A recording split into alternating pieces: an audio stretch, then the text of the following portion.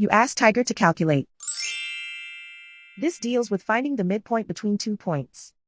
The midpoint between the 2 points is negative 40.5, 44.5. Let's solve it step by step. Plot the 2 points and calculate the midpoint using the formula. The coordinates of point 1 are, x1 equals negative 27, y1 equals 31. The coordinates of point 2 are, x2 equals negative 54, y2 equals 58.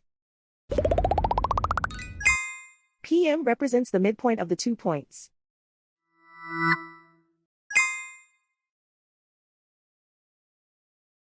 Use the x values in the midpoint formula to find the midpoints x. x1 equals negative 27.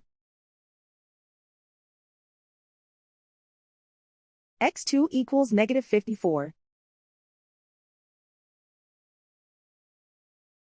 Simplify the arithmetic.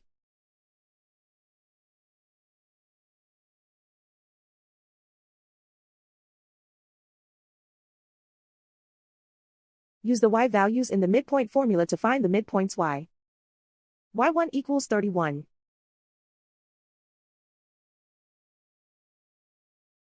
y2 equals 58. Simplify the arithmetic.